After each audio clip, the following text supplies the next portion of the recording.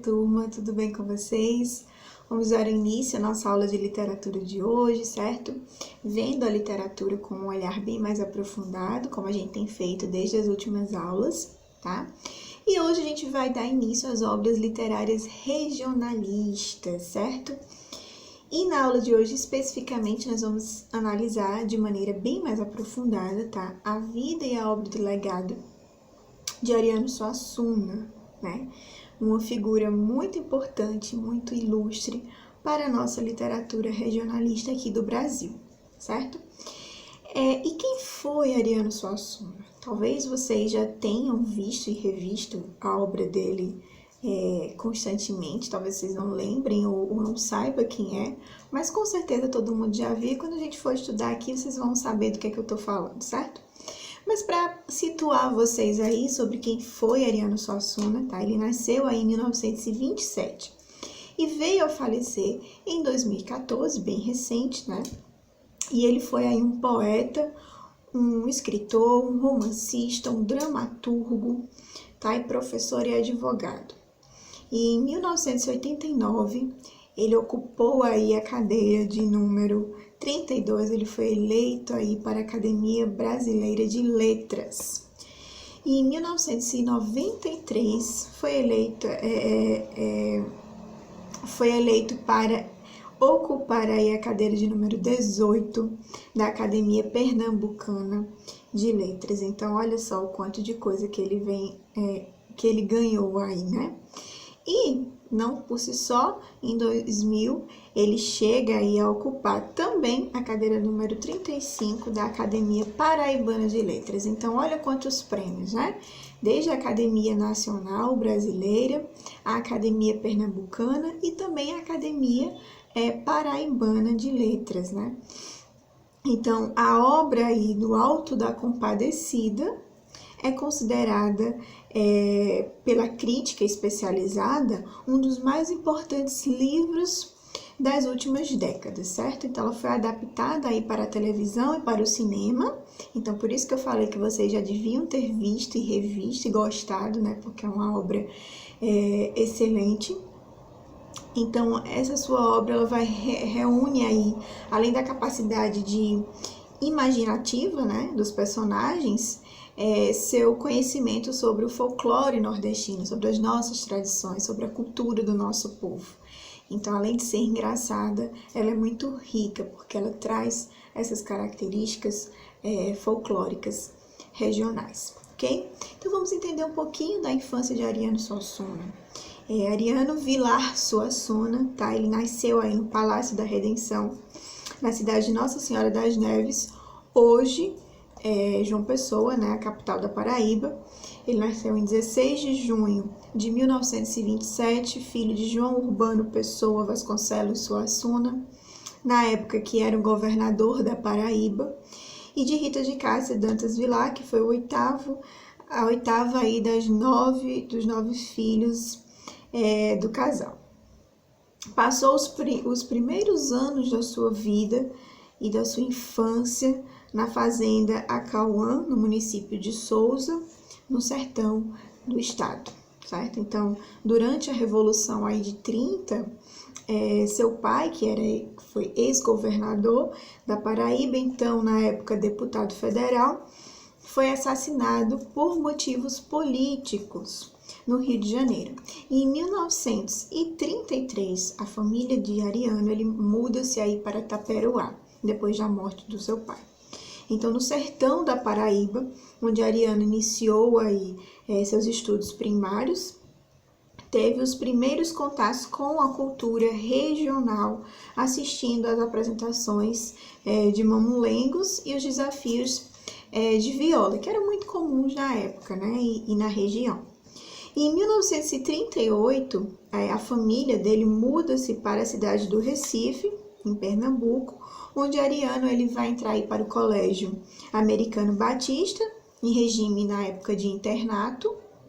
Em 1943, o Colégio Americano de Batista, ele vai ingressar aí depois, né, posteriormente, em 1943, no ginásio pernambucano, certo? Que é importante colégio do Recife. Sua estreia na literatura se deu nas páginas do Jornal do Comércio, em 1945, com o poema Noturno. Em 1946, ele ingressa aí na Faculdade de Direito lá do Recife também. E onde ele vai fundar o Teatro do Estudante de Pernambuco, junto com Emílio Borba Filho, e entre outros grandes nomes, tá? E em 47 ele escreve sua primeira peça, que é considerada a Mulher Vestida de Sol, e assim, no ano seguinte, ele vem a escrever Cantam as Harpas de Sião. E em 1950 ele conclui aí o curso de Direito, certo? Que vai se dedicar aí a duas áreas, a área da advocacia e a área do teatro, ok?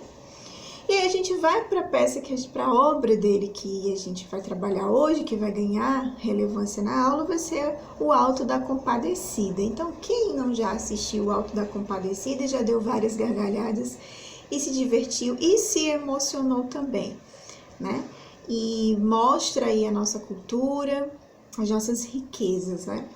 Então, em 1955, Ariano escreve o Alto da Compadecida, que se enquadra aí na tradição medieval dos milagres de Nossa Senhora, em que, numa história mais ou menos profana, né, o herói em dificuldades apela para Nossa Senhora em um estilo bem simples, né, usando aí o humor, a sátira, e une-se aí num tom caricatural e moralizante, né? Quem nunca viu aí, assistiu essa cena. Então, Ariano ele traz para a gente uma visão bem cristã, sem aprofundar em discussões, né, teológicas, denunciando aí o preconceito que existe, né, e a corrupção e também a hipocrisia. E no dia 11 de setembro de 1956, vai estrear aí a peça no Teatro Santa Isabel, e no ano seguinte a peça é levada para o Rio de Janeiro e apresentada aí no primeiro Festival de Amadores Nacional. Então, até essa obra de Ariano chegar nas telinhas dos cinemas e virar essa arte cinematográfica, ela vai passar aí por outras áreas, né? Ela vai ser levada para o teatro, vai demandar um certo tempo. Então, professor de estética, né? A partir de 1956, Ariano passou aí a dar aulas de estética na Universidade Federal de Pernambuco e abandona aí a advocacia. Em 1957, ele casa-se com Zélia de Andrade Lima, com quem teve 5 filhos, tá? E permanece como professor até 1994, quando ele, a partir daí, vai se aposentar. Porém, em 2008, ele volta a dar aulas aí na Universidade Federal de Pernambuco, no curso de Letras, ministrando a cadeira de Estética, tá? O movimento armorial. Em 1970, Ariano Suassuna cria e dirige aí o movimento armorial, com o objetivo de realizar uma arte brasileira erudita a partir das raízes populares, tá? Mais do que um movimento, o armorial buscava ser um preceito estético, tá? Que a partir das ideias aí do que é preciso criar os elementos que realmente são originais da cultura popular do Brasil, como os folhetos de cordel, os cantadores, as festas populares, entre outros aspectos. O Romance da Pedra do Reino, que também é uma obra aí muito famosa de Ariano Suassuna, que ele vem fazer aí em 1971, ele publica o Romance A Pedra do Reino e O Príncipe do Sangue do Vai e Volta, com mais de 700 páginas, que demorou 10 anos para ser concluído, para que ele pudesse terminar. Tá? Então, no relato, o personagem quaderna utiliza elementos do cordel, tá? Da epopeia, do romance de cavalaria, das tradições populares e do mito de Dom Sebastião para construir a farsa que transita entre o popular e o erudito com o tempo. No ano seguinte, né, ele vai aí ele vai receber um prêmio de ficção nacional conferido aí pelo Ministério da Educação e cultura. E nos últimos anos aí da sua vida, né, Ariano, em 2007, ele assume a Secretaria Especial de Cultura do Estado de Pernambuco, convidado por Eduardo Campos. No segundo mandato do governador, Ariano passa a integrar aí a assessoria especial do governo. Ariano Suassuna faleceu em Recife, em 23 de julho de 2014, decorrente de complicações de um AVC hemorrágico, tá?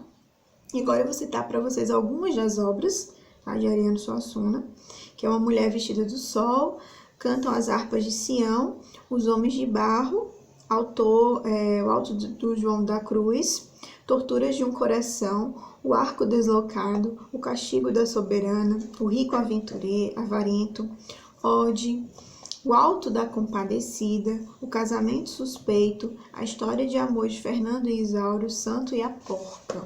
Então essas, além de O Homem da Vaca e o Poder da Fortuna, A Pena e a Lei, A Farsa da Boa Preguiça, A Caseira e a Catarina, O Pasto Incendiado, Romance da Pedra do Reino e o Príncipe do Sangue do Vai e Vem, Vai e Volta, Iniciação à Estética, Onça Castanha e a Ilha Brasil, História do Rei Delgado nas Caatingas do Sertão, Ao Sol da Onça Caetana, Sonetos do Monte Alheio, Poemas, Almanaque Memorial, tá? Então essas são as obras que Ariano, vastas obras, né, e bem ricas, que Ariano constituiu aí. Observem no vídeo essas fotografias de Ariano Suassuna em momentos diferentes da vida dele, tá? Ele mais jovem, ele já bem mais velho. E aí a gente vai agora fazer o resumo, tá? E a análise da obra do Alto da Compadecida, ok? Então, no momento que eu for analisando aqui, vocês vão acompanhando aí no vídeo para não ficar perdido, ok? Então, olha só. O Alto da Compadecida, né, a obra-prima do escritor brasileiro Ariano Suassuna, foi escrita, como eu falei para vocês, em 1955 e levada ao palco pela primeira vez em 56, né, no Teatro Santa Isabel.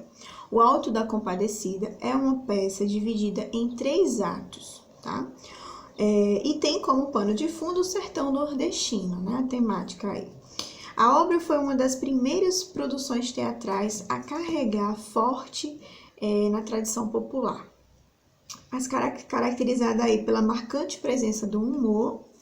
A conhecida história ganhou um público ainda mais amplo em 99, quando foi adaptada para a televisão em uma minissérie da Globo. E no ano seguinte virou um longa-metragem. Tá? As aventuras aí de João Grilo e de Chicó fazem parte do imaginário coletivo brasileiro, que retrata aí a fidelidade, o dia a dia daqueles que lutam pela sobrevivência em um meio bem adverso, né? Local aí do sertão nordestino. Então vamos para o resumo da obra, né? Então a gente tem aí os personagens que são João Grilo e Chicó, são 2 amigos inseparáveis que protagonizam aí a história vivida no sertão nordestino. Então eles são assolados aí pela fome, pela aridez, pela seca, pela violência, né, e pela pobreza. Tentando sobreviver nesse ambiente hostil e miserável, os 2 amigos usam aí da inteligência e da esperteza para contornar esses problemas que eles enfrentam, né, de uma forma bem cômica. E aí a gente já começa a obra, quem assistiu ao filme, né, recordando a história do falecimento do cão, né, que é o primeiro aí grande destaque, que a história ela começa com a morte do cachorro, do padeiro. Enquanto o cão estava vivo, a senhora, apaixonada pelo cão, né, tentou de todas as maneiras convencer o padre a benzê-lo. Os 2 funcionários da padaria, que é o do marido dela, né, os espertos João Grilo e Chicó, também embarcam no desafio e intercederam aí pelo cão junto ao padre. Mas de nada adiantou tamanho esforço, para a desgraça da dona do cachorro, morreu no final sem ser benzido, né? Observem aí no vídeo a imagem da cena de dos personagens, né, de Chicó e João Grilo, desejando aí a morte do cachorro, né, por ter acesso aí a boa comida. Enquanto o cachorro aí era cheio de luxo, comia muito bem, os coitados dos trabalhadores, que era Chicó e João Grilo, comiam comida de péssima qualidade, né? Passavam por dificuldades e a patroa só dava pratos requintados para o cachorro e eles desejaram aí a morte do cachorrinho. Então, a gente vai ao enterro do animal, né? A convencida aí de que era necessário enterrar o animal com pompa e circunstância, a bela senhora tem a ajuda novamente dos espertos João Grilo e Chicó para tentar persuadir o padre a realizar o velório. E aí é onde entra o maroto João Grilo, que diz então, em conversa com o padre, que o cão havia deixado um testamento onde prometia 10 contos de réis para ele e 3 para o sacristão, né? Então, se o enterro fosse realizado em latim. Depois de alguma hesitação, o padre fecha negócio com João Grilo, pensando aí, obviamente, no lucro, né, nas moedas que ele ia receber.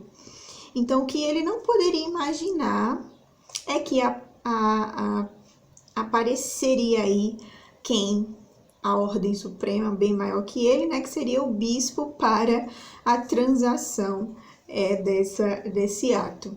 Então, o bispo fica horrorizado com aquela cena, né, onde já se viu um padre velar um cão, ainda por cima em latim, né? Então, sem saber o que fazer, João Grilo entra. Então, diz que o testamento, na verdade, prometia 6 contos para a arquidiocese e 4 para a paróquia, mostrando-se também corruptível, né, pelo dinheiro.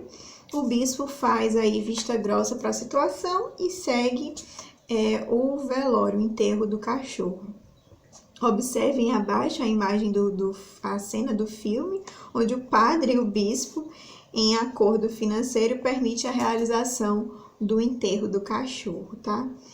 E aí a gente vai para a chegada aí do bando de Severino, tá? Que a meio do negócio da cidade invadida pelo perigoso bando do cangaceiro Severino, o bando mata praticamente todos, o bispo, o padre, o sacristão, o padeiro e a mulher. E com medo da morte, João Grilo e Chicó tentam aí uma última saída, né? Dizem para os membros do bando que tinha uma garantia, uma gaita benzida aí por Padre Cícero, que era capaz de ressuscitar os mortos e que poderia entregá-lo se o deixassem vivos, né? Então ele tenta enganar aí com o jeitinho malandro dele, com a esperteza dele, tenta se safar. E assim os cangaceiros, eles não acreditam, mas os dois, eles fazem uma demonstração, né? Chicó trazia aí escondido um saco de sangue no peito, e quando João pega a faca e encena para dar uma facada no amigo, que acaba estourando a bolsa de sangue que ele tem, né? Uma trapaça. Então o bando acredita que o sujeito, de fato, veio a falecer, veio a morrer. E aí é onde vai se desenrolar a trama dos dois, que aí João Grilo pega a gaita, começa a tocar e Chicó aparentemente ressuscita lá com aquela dancinha e aquela musiquinha que vocês já sabem, né? E aí a gente vai para a morte de João Grilo, que o juízo final, que é a parte mais interessante da história, onde a gente vai ver uma crítica muito forte à questão católica, às crenças e às trapaças, né? Então, o truque da gaita benta não se sustenta aí por muito tempo, né? Logo, João Grilo, que acaba sendo morto pelos cangaceiros, já no céu, todos os personagens eles vão se encontrar e chegada a hora do juízo final, né? Nossa Senhora, que intercede por cada um dos personagens, considerando com difícil salvação o padre, o bispo, o sacristão, o padeiro e a sua mulher, que seguem direto para o purgatório sem nem questionamento por conta das maldades que eles faziam aqui em vida. E a surpresa aí surge quando os respectivos religiosos são enviados direto para o purgatório, né? Enquanto Severino e seu capanga, alegadamente criminosos, são mandados para o paraíso por conta da história de vida deles. e no caso, os religiosos, né, o padre e o bispo, que tinha toda uma questão ali de maldade, de malícia, de interesse, de serem corrompidos, né? Então eles vão direto para o purgatório. Então Nossa Senhora, ela consegue defender aí a tese de que os capangas eram naturalmente bons, né? Mas foram corrompidos pelo sistema. Eles se tornaram ruins devido às circunstâncias da vida, né? Então João Grilo, por sua vez, recebe aí a graça de voltar para o seu próprio corpo quando regressa à Terra. Acorda e assiste o seu próprio enterro prometido. Aí o enterro está sendo realizado pelo seu próprio amigo Chicó. Então Chicó, por sua vez, que havia aí prometido a Nossa Senhora que entregaria todo o dinheiro aí que ele tinha à igreja caso o amigo João Grilo sobrevivesse. E como o milagre acontece, né? Depois de muita hesitação, os dois amigos fazem aí a devida doação prometida, né? Aquela história de ficar rico, fica pobre, fica rico e fica pobre. Né? Então, a análise aí, a linguagem utilizada. Podemos dizer que a peça em si, né, regionalista, o Alto da Compadecida, é profundamente marcada pela linguagem oral, tá? Suassuna possui um estilo que pretende aí aplicar com precisão a fala do nordestino, o sotaque nordestino, as características linguísticas mesmo, tá? Tem até um trecho aí da fala de Chicó que diz o seguinte: ó homem sem vergonha, você ainda pergunta? Está esquecido de que ela o deixou? Então, os personagens possuem aí o mesmo registro da fala, tá? Compatível com o encontrado do ambiente nordestino brasileiro. Embora cada personagem tenha seu discurso único e particular, né? Tenha seu jeito de falar, para além da linguagem nordestina, convém aí lembrar uma série de elementos nos quais o autor investe para causar um efeito de verossimilhança, de verdade, tá? Que a narrativa faz, por exemplo, o uso de objetos típicos do Nordeste, figurinos habitualmente usados por moradores da região, e até mesmo replica aí o cenário do sertão, que ajuda o telespectador, né, o espectador, a imergir, a adentrar aí na história, a vivenciar mesmo. E aí a gente parte para o dinheiro como aquilo que corrompe, né, como eu falei para vocês, o texto de Ariano Suassuna. Vemos como todos os personagens são corrompidos pelo dinheiro, pelo interesse, tá? Até mesmo aqueles que supostamente não deveriam estar ligados à matéria, né? As questões da terra em si, que seriam os religiosos. E vale lembrar o comportamento do padre que aceitou o suborno da mulher do padeiro para enterrar o cão e rezar a missa em latim, em homenagem ao animal, tudo por conta do interesse no dinheiro. Então, tem um trecho aí da fala de João Grilo que diz o seguinte: esse era um cachorro inteligente. Antes de morrer, olhava para a torre da igreja toda vez que o sino batia. Nesses últimos tempos, já doente para morrer, botava os olhos bem compridos para os lados daqui, latindo na maior tristeza. Até que meu patrão entendeu, com a minha patroa, é claro, que ele queria ser abençoado pelo padre e morrer como um cristão. Mas nem assim ele sossegou. Foi preciso que o cão prometesse que vinha encomendar a bênção e que, no caso de ele morrer, teria aí um enterro em latim. Que em troca do enterro acrescentaria no testamento dele 10 contos de réis para o padre e 3 para o sacristão. O sacristão, enxugando uma lágrima, que o animal inteligente. Que sentimento nobre! E o testamento? Onde está? Aí, essa é uma fala do esperto João Grilo, né? Traçando aí toda uma ideia, uma história para convencer o padre e o sacristão. Além do padre e do sacristão, né, também o bispo entrou na mesma jogada e demonstrou aí-se igual e corruptível pelo dinheiro. A inteligência como a única saída possível. A gente percebe isso durante toda a trama, né? Vemos ao longo da história como Chicó e como João Grilo sofrem em meio a um cotidiano duro, marcado pela seca, pela fome, pela exploração do povo, tá? Então, diante desse contexto de sofrimento e de penúria, o que resta aí para os personagens é usarem o único recurso que eles têm em mãos. E que recurso é esse? A inteligência, a esperteza, né? Para sobreviver ali tinha que ser esperto. E a gente vê durante toda a obra que esperteza era algo que não faltava para Chicó. Então, no outro trecho aí da cena de julgamento, quando João Grilo procura recorrer a mais uma esperteza para livrar-se aí da acusação do diabo, Cristo adverte, né? Diz o seguinte: deixa de chicana, João. Você pensa que isto aqui é o palácio da justiça, né?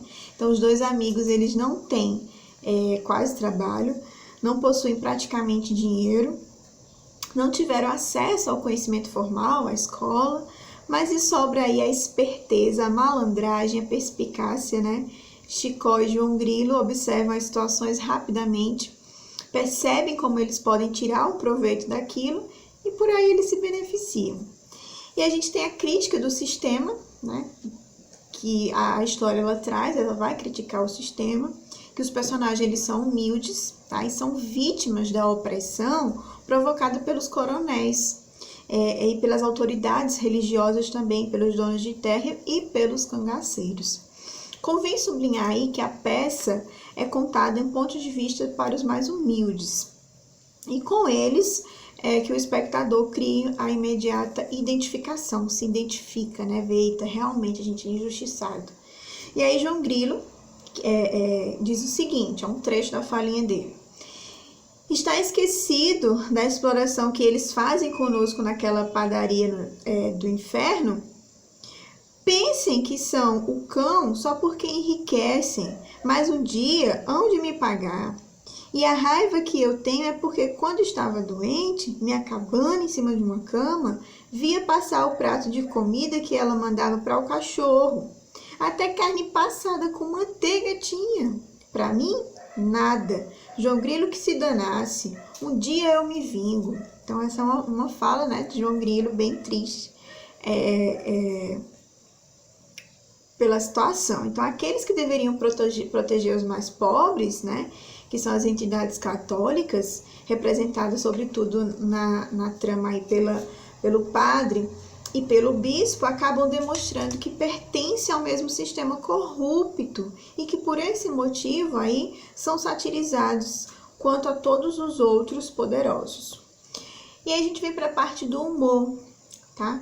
João Grilo e Chicó representa aí o povo oprimido, né, durante toda a peça, e é uma grande sátira da triste crueldade da realidade nordestina. Apesar do tema ser tratado por Suassuna como um tema importante, denso e complicado, o tom da escrita é sempre baseado no humor e na leveza. Embora seja um tema bem carregado, ele traz uma leveza. Então, vamos também no registro dos causos, né? Isto é, alguns mitos e lendas que perpetuam no imaginário popular. E a gente tem alguns trechos aí da fala de Chicó e de João Grilo, diz o seguinte, Chicó. Bom, eu digo assim porque sei como esse povo é cheio de coisas, mas não é nada demais. Eu mesmo já tive um cavalo bento. João Grilo. Quando você teve o bicho? E foi quem pariu o cavalo, Chico. Né? E aí, Chico responde para ele. Eu não. Mas do jeito que as coisas vão, não me admiro mais de nada. No mês passado, a mulher teve na Serra do Araripe, para os lados do Ceará. Ele sempre imaginava coisas, né? Inventava historinhas. Então, a história quase brincalhona, marcada aí pela espontaneidade, é uma das características da prosa, tá? Do escritor que agrega a graça à peça. Em outro aspecto, que colabora para o quesito de a construção dos personagens, que são muitas vezes caricaturadas, né? Trazendo aí ainda mais comicidade à trama, mais graça. Então, a gente tem os personagens principais da trama, tá? Que é João Grilo, Chicó, o padeiro, a mulher do padeiro, o padre João, Nossa Senhora, o bispo e o cangaceiro Severino, que a gente vai ver cada uma delas, as peculiaridades, as características específicas, tá? João Grilo, vamos entender quem é a personagem João Grilo. Ele era um sujeito pobre e miserável, melhor amigo de Chicó, usa da sua esperteza aí para contornar as situações difíceis da vida, né? Ele sempre está inventando alguma moda. João Grilo representa aí uma parcela do povo nordestino que, diante de um cotidiano bem difícil, faz uso aí da malandragem e do improviso para se livrar de apertos na vida, tá? Então essa é a personagem de João Grilo. E Chicó, né, que é amigo do peito de João Grilo, que está ao lado dele em todas as aventuras e tenta aí desvencilhar do cotidiano trágico que os dois vivem, né, através do humor. É o mais medroso do que o amigo e teme quando se vê embrenhado nas mentiras de João Grilo. Ele sempre fica tenebroso, né? Então, Chicó é o típico sabido que se vê obrigado a exercitar a imaginação para conseguir sobreviver. São os personagens principais. E a gente vem pro personagem do padeiro, né, que é o dono da padaria da região de Taperoá. O padeiro é o patrão de Chicó e de João Grilo. Na vida pessoal, ele tem uma mulher infiel, por quem ele é perdidamente apaixonado. E o padeiro é o típico representante aí da classe média que tenta sobreviver, muitas vezes se fazendo à custa dos pobres. E aí, a gente tem a figura da mulher do padeiro, né, que é uma mulher infiel, que socialmente se comporta como uma puritana, né, bem pura, e é apaixonada pelo cão dela e o trata melhor que os seres humanos que vivem ao redor. E a mulher do padeiro é o símbolo da hipocrisia social. A gente vem aí para o Padre João, né, que é devido à sua posição religiosa como comandante da paróquia local. O padre supostamente era sujeito incorruptível, despojado de ambições financeiras, mas acaba por ser tão corrupto quanto qualquer outro humano. Então a gente vê aí no Padre João um retrato da ganância e da cobiça, que aí Ariano faz uma ironia dos pecados capitais condenados pela própria igreja e que a própria igreja faz uso, né? E a gente tem também a imagem de Nossa Senhora, né, que intercede por todos durante o julgamento final e intervém com comentários inadmiráveis, né? Como, por exemplo, quando toma a palavra para defender o cangaceiro Severino. Nossa Senhora é profundamente bondosa e tenta levar todos para o paraíso. Ela busca aí argumentos racionais, né, lógicos, para justificar as possíveis falhas de caráter que a gente vai encontrando nos personagens ao longo da peça, né? Aquela imagem de Nossa Senhora mãe protetora, a quem João Grilo recorre na hora lá do julgamento.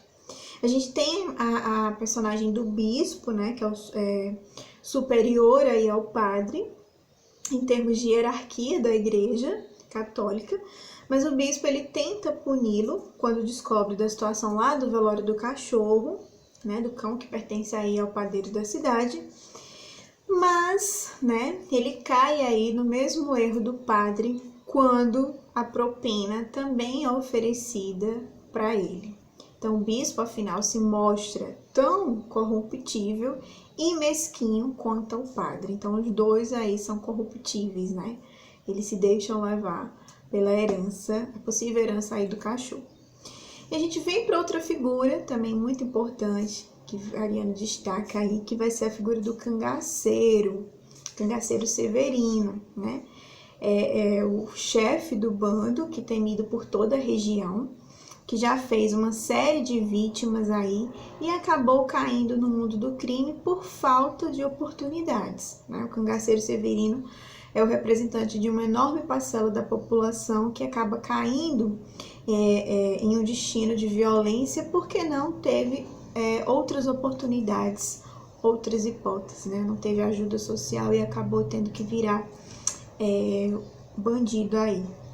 Então, a história é incrível, ela é engraçada, ela prende o leitor, prende o espectador de uma forma que faz com que a gente pare para refletir um pouquinho sobre as injustiças do mundo, a gente volte a olhar aqui para a nossa região, para a região do Nordeste, quantas pessoas elas sofrem, mas o quanto elas contornam isso com esperteza, com inteligência, né? Igual o nosso sabido João Grilo e Chico, tá? Então, espero que vocês tenham gostado. Qualquer dúvida que vocês tenham, estou aqui para ajudar todos vocês. Tem um exercíciozinho específico, tá? Sobre a obra que a gente acabou de discutir. Vocês estejam enviando para mim, ok? Então, espero que tenham gostado e até a próxima aula. Tchau, tchau!